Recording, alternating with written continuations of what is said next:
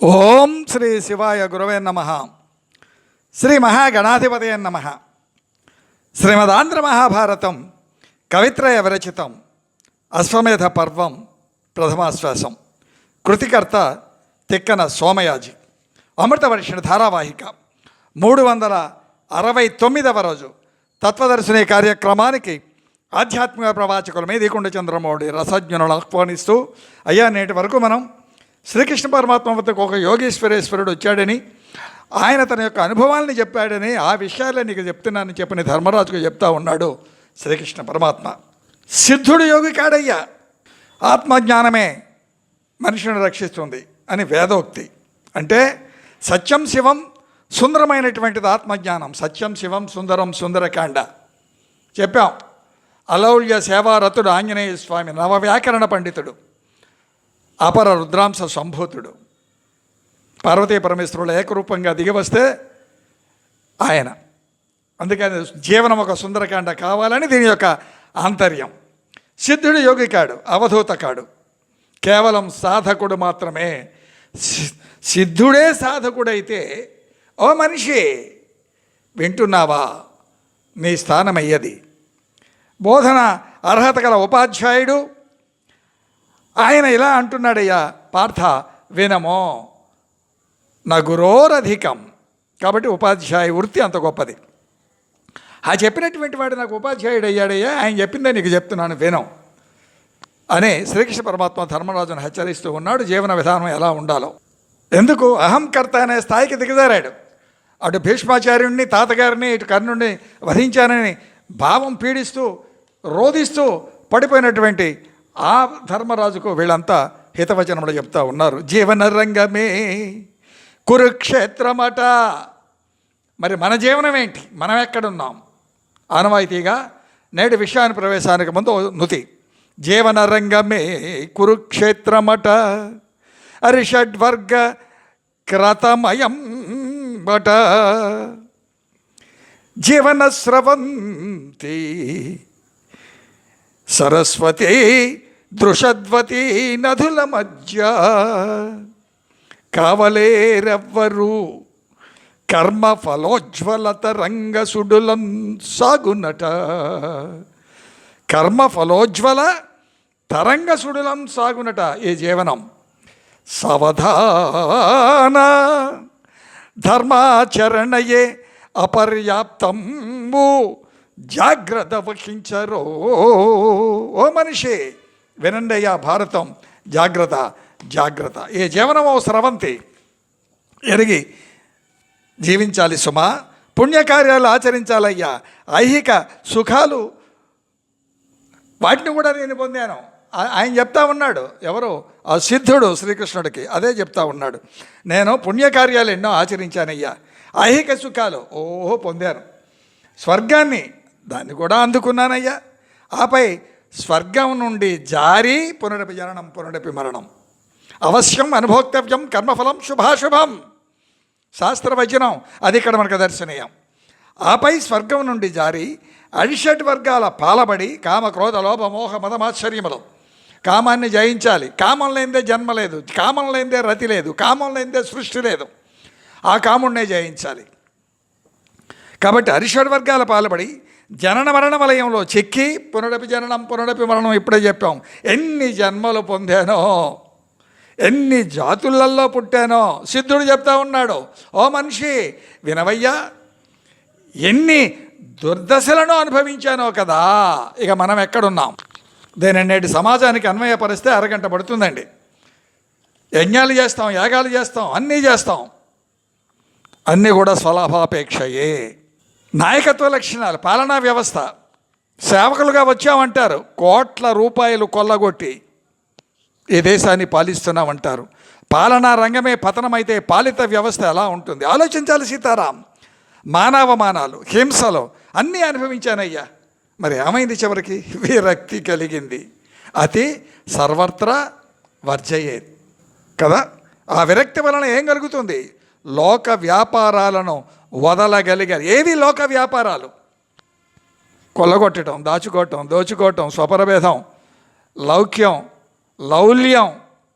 అప్పుడు జ్ఞానోదయమైంది. ఎప్పుడు జ్ఞానోదయమైంది? విరక్తి వచ్చి రక్తిని వదిలి, అప్పుడు ఏమవుతుంది? విరక్తి వస్తుంది. విరక్తి వస్తే ఏమవుతుంది? రక్తిని అంటే కామాన్ని వదిలాడు. అప్పుడు ఏమవుతుంది? విరక్తి. ఆ విరక్తిలో ఏమైందయ్యా? లోక వ్యాపారాలు వదిలాను. లోకం అంటే ఎక్కడుంది? మనలో ఉంది.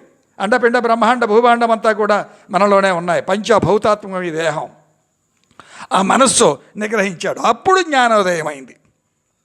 అది సమాధి స్థితి.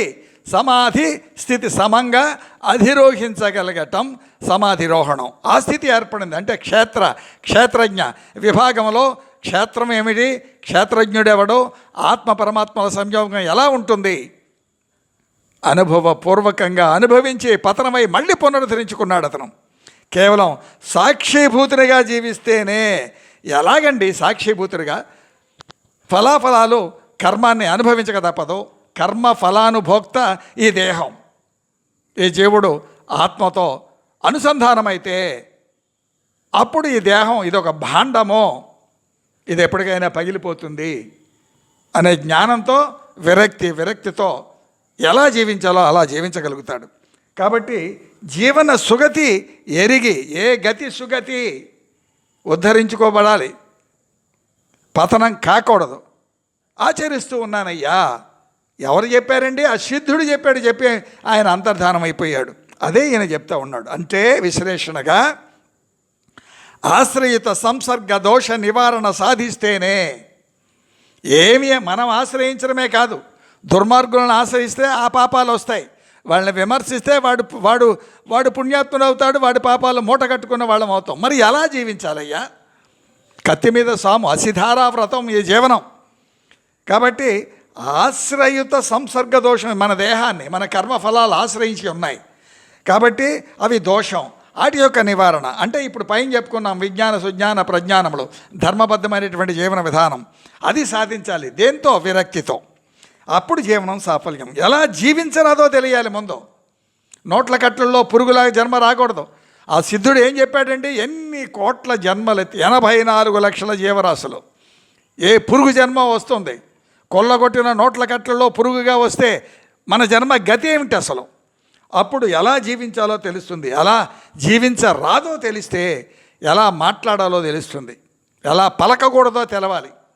పలుకు యజ్ఞ భావనామయం. దీనినే ఏకాంతం. ఏకాంతలు లేనటువంటిది ఏకాంతం. అంటే ఏకాంతం అంటే ఎక్కడో కూర్చొని ముక్కు మూసుకొని తలుపులు వేసుకొని కూర్చుంటే ఏకాంతం అనుకుంటే, మనస్సు హిమాలయాలకు వెళితే పర్లా, సినిమా హాల్కి వెళితే ఆలోచించాలి సీతారాం. ఏకాంతం అనగా సర్వం వర్జించగలగాలి. ఏకాంత వర్గ విదూర జీవనమే ఏకాంతం. వీళ్ళు నా వాళ్ళు, వాళ్ళు బయటి వాళ్ళు, వీళ్ళు పై వాళ్ళు, వీళ్ళు సొంత వాళ్ళు. అరిషడ్ వర్గం అంటే కామక్రోధ లోభ మోహ మదం ఆశ్చర్యములు. అప్పుడు ఏమవుతుంది? ఈ శరీరం ఎందుకు వచ్చింది మనకు అసలు? ఆ జ్ఞానం కలుగుతుంది. శరీరం మాధ్యం ఖలు ధర్మ సాధనం కదా. కాళిదాస్ అన్నారు, శరీరం మాధ్యం ఖలు ధర్మ సాధనం. దేహాన్ని అనగా ఆరోగ్యంగా, రోగరహితంగా, ఆరోగ్యంగా అంటే ఉదయం సాయంత్రం బస్కీలు తీయటం కాదు. రోగం ఏదండి? అరిషడ్ వర్గాలే రోగాలు. ఆ రోగాలకు దూరంగా ఉంటే ఆరోగ్యం. భవరోగ విదూరంగా, ఇది భవరోగాలు ఇవన్నీ కూడా కామక్రోధ లోభమోత్సవం మోహ మదం ఆశ్చర్యాలతో మనకు అంటుకునేవన్నీ భవరోగాలే. అప్పుడు ఈ భవరోగాలకి దూరంగా జీవించగలగాలి. అప్పుడు ఏమవుతుంది? ఆహార పానీయ వ్యవహార నియమాలన్నీ కూడా పాటించాలి. ఆహారం తింటూ రామార్పణం, అలాగే పానీయం, నేను గంగా అమృతాన్ని సేవిస్తున్నాను, మన వ్యవహారం ధర్మబద్ధం. శారీరక మానసిక ఆరోగ్య సాధన అంటారు దాన్ని. కుళ్ళుకుంటే మానసిక రోగి, పైకి మాత్రం నవ్వుతాడు, లోపల విషం ఎమ్ముతూ ఉంటారు కదా. త్రిగుణములే శ్లేష్మ పిత్త వాత రోగ కారకములు. సత్వగుణం, రజోగుణం, తమగుణం. ఏమవుతున్న? శ్లేష్మం, పిత్తం, వాతం, పక్షవాతాలు వస్తాయి. అంతే. ఇంద్రియాల నిగ్రహం పాటించాలి. దశేంద్రియములు, పంచ కర్మేంద్రియములు, పంచ జ్ఞానేంద్రియములు.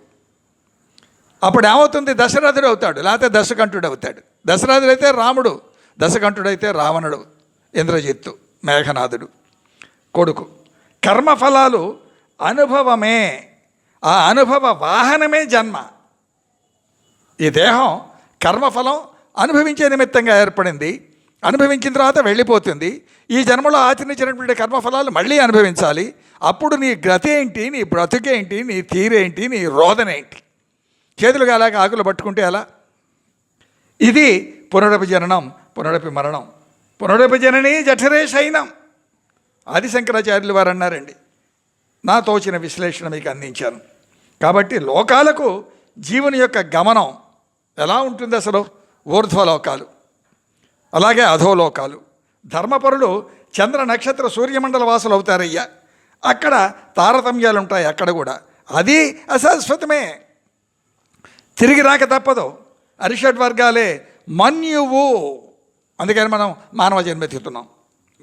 ఏ జన్మైనా మనుష్య లోకంలో జన్మలు వస్తూ ఉన్నాయి అని అంటారయ్యా. శ్రీకృష్ణుడు ధర్మరాజుకు చెప్తా ఉన్నా. ప్రాణప్రదమైన అంశాలండి ఇవన్నీ కూడా. శుక్ల శోణితాలు పిండమై ఆ పిండంలో ప్రాణం ప్రవేశిస్తుంది. ప్రాణం ఎలా ప్రవేశిస్తుందో నేటికి ఆధునిక విజ్ఞాన శాస్త్రవేత్తలకు అందని మర్మం. ఇవన్నీ కూడా ఈ రోగాలు, వీటి కారణాలు వేదాలలో నిక్షిప్తం. నలంద తక్షశిల విశ్వవిద్యాలయాలు తగలబెట్టినటువంటి పాపం కట్టి కుడిపోతే కుడుపుగాక, పునరుద్ధరించుకోకపోవటం ఇంతకాలం మన యొక్క అధర్మ ప్రవర్తనే మూలం. కాబట్టి ఈ శుక్ల శోణితములు పిండమై ఆ పిండంలో ప్రాణం ప్రవేశిస్తుందయ్యా. ఇక మోక్షం ఎలా ఉంటుంది అసలు? మరి మోక్షం మోక్షం అని చెప్తున్నాం కదా. దానం, అన్ని దానాలు గొప్పవే. విద్యాదానం మహా గొప్పది. శమం, అన్నదానం, విద్యాదానం. శమం, దమం, బ్రహ్మచర్యం. బ్రహ్మచర్యం అంటే తన భార్యతో మాత్రమే రమించటం, బ్రహ్మంలో చరించటం, బ్రహ్మజ్ఞానంలో. దీక్ష, పరిరక్షణ. ఎవరన్నా సాధువులు, సత్పురుషులు వాళ్ళ యొక్క దీక్షను కాపాడగలగటం. అవసరార్థం బుగ్గల మీద ముద్దులు పెట్టడం కాదండి, కాషాయం ధరించి. మహానికృష్టమైనటువంటి పనులు ఇవన్నీ కూడా. ధర్మద్రోహం, దేశద్రోహం, విశేషించి ధర్మద్రోహం. పతనం అంటే పతనం కాక తప్పదు. దయ, కోరికలను నిర్జించగలగటం. ముఖ్యమంత్రి గారికి సన్నిహితుడినైతే ఆయనకి ఆ శ్యామలాయజ్ఞం చేస్తే రాజశ్యామలాయజ్ఞం ఆయన ముఖ్యమంత్రి ఎందుకు అవుతాడండి? శాస్త్రాన్ని భ్రష్టు పట్టించడం కాకపోతే. జీవనమే ఒక యజ్ఞమయంగా జీవిస్తే ఏదైనా వస్తుంది. ఆ చేసే యజ్ఞం కూడా ఇతడు పవిత్రుడై మనోవాక్కాయ కర్మల సాక్షిగా త్రిశుద్ధిగా సర్వే జన లోకా సమస్త సుఖినోభవంతు అంటే అందులో ఇతను ఒకడవుతాడు. అందరినీ కొల్లగొట్టాలి, అందరి నెత్తి మీద చేతులు పెట్టాలి, మళ్ళీ నేనే రాజ్యాలు వెళ్ళాలి. రాముడు అంత పిచ్చోడా? అమ్మవారు అంత పిచ్చిదా? ఆవిడ మొహమాసుకొని ఉందా నీ దండాలకి? దయ, కోరికలను నిర్జించటం, ఇంద్రియ నిగ్రహం, సత్యపాలన. చూడండి ఇక్కడ సత్యపాలన. సత్యహరిశ్చంద్రుడిని ఉదాహరణగా చాలాసార్లు చెప్పాం. వీటి వలన మోక్షం సాధించవచ్చు. మోక్షం అంటే ఇది ఆకాశంలోనో భూమి కిందనో పాతాళంలోనో దొరకదండి, మనలోనే ఉంటుంది. ఈ అరిషడ్ వర్గాలను విడిపడితే మోక్షం, లేకపోతే అంతే పతనం. కానీ ఎన్నడూ దిగజారరాదు. ఎవరు ఎలా దిగజారుతున్నారో నేను విడిగా చెప్పక్కర్లేదు. నేను వ్యక్తుల పేరు తీసుకొని చెప్తే ఆ దోషం నాకు అంటుతుంది కాబట్టి నేను చెప్పను. దీన్నే సమాధిరోహణ భంగము జరుగరాదు. నేను చాలా గొప్ప, నేను అని ఎప్పుడైతే అనుకున్నాడో అయిపోయిందంటే విర్రవేగటం తప్ప మరొకటి ఉండదు. శ్రవణం, వినండయ్యా వినండయ్యా అని చెప్పడానికి కారణం ఇదే. శ్రవణం, మననం, నవవిధ భక్తి మార్గంలో ధారణం. ఆ విన్నదాన్ని ఈ చెవుతో విని ఆ చెవుతో వదిలేయటం కాదా? మాకు అన్నీ తెలుసండి. ఏం తెలుసా? సినిమాల్లో చూపించిన రామాయణం తెలుసు, సినిమాల్లో చూపించిన భారతం తెలుసు. నీకు ఏం తెలియదు. మన్నించాలి నన్ను. శ్రవణం, మననం, ధారణం, ఆచరణ. ఆ ధారణంతోనే ఆచరణ వస్తుంది. దాంతో ఏమవుతుంది? అనుష్ఠానం. ఆయన అనుష్ఠానంలో ఉన్నారండి. దీర్ఘాలు తీయటం కాదు, రోగాల మయం. అనునిత్యము, అనుక్షణము ధర్మములో చరించటమే అనుష్ఠానం. సమాధిరోహణం, సమంగా అధిరోహించగలగడం, ధర్మార్థ కామ మోక్షములు చతుర్విధ ఫల పురుషార్థ సిద్ధికి వాటిని ఆయా కాలములలో ఆయా రీతులలో ధర్మబద్ధంగా ఈ దేహం అందుకే ఉన్నది. ఇదియే ప్రసాద మనస్తత్వ జీవనం. ఏదైనా ఇస్తే స్వామి ఇస్తాడు, నాకే సంబంధం. అమ్మవారు ఇస్తుంది అయ్యా, పలికేది ఎవరు? అమ్మ పలుకుతుంది. చంద్రమౌళి ఎవడయ్యా పలకటానికి? అసలు ఆలోచించాలి సీతారాం. ఇదే బంధన రాహిత్యం. మిగతా విషయం విశ్లేషణ రేపు ముచ్చరించుకుందాం. స్వస్య ప్రజాభ్య పరిపాలయంతాం న్యాయేన మార్గేణ మహిన్మహిష గోబ్రాహ్మణేభ్య స్వమస్తు నిత్యం లోకా సమస్త సుఖినో భవంతు. ఏతే సర్వం శ్రీ సీతారామచంద్ర చరణారవిందార్పణమస్తు. ఓం శాంతి శాంతి శాంతి. అయ్యా శివాజ్ఞగా శ్రీ వెంకట రామ నారాయణులకు సమర్పించబడుతున్నటువంటి కార్యక్రమాన్ని విన మనవి ఆదరించే ప్రార్థన. రామా ఛానల్ని సబ్స్క్రైబ్ చేసి అక్కడే వినండి. బ్లూటిక్లు వస్తున్నాయి, నేను రోజు మొత్తుకుంటున్నాను. చర్విత చరణం. గడప లోపట కులం, గడప దాటితే హిందువులం. ధర్మం రక్షతి రక్షిత. ఆచరణతో ధర్మం రక్షించబడుతుంది, నినాదములతో కాదు సుమా. సీతారాం.